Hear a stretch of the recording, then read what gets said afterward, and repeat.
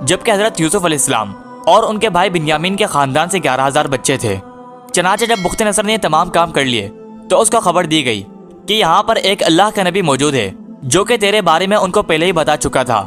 وہ ان سے کہتا تھا کہ تو آ کر ان کے لڑائی کے قابل افراد کو قتل کر ڈالے گا اور ان کے بچوں کو قید کر لے گا اور ان کی مساجد کو گرا دے گا اور ان کے گرجوں کو جلا ڈالے گا۔ لیکن ان لوگوں نے اس کو جھٹلایا اور اس پر بہتان لگائے اور اس کو مارا پیٹا اور اس کو بیڑیوں میں جکڑ کر قید خانے میں ڈال دیا۔ چنانچہ بخت نصر نے حکم دیا کہ حضرت ارمیہ علیہ السلام کو قید خانے سے نکالا جائے۔ چنانچہ جب حضرت ارمیہ علیہ السلام کو قید خانے سے نکالا گیا تو بخت نصر نے ان سے پوچھا، کیا تو واقعی ان کو پیش آنے والے حالات سے ڈراتا تھا؟ تو آپ علیہ السلام نے فرمایا، جی ہاں۔ بخت نصر نے کہا، تجھے اس کا علم کیسے ہوا؟ تو آپ علیہ السلام نے فرمایا کہ اللہ تبارک و تعالی نے مجھے ان کی طرف رسول بنا کر بھیجا تھا۔ چنانچہ پھر اس کے بعد بخت نصر تمام بنی اسرائیل کو قیدی بنا کر اپنے ساتھ لے گیا۔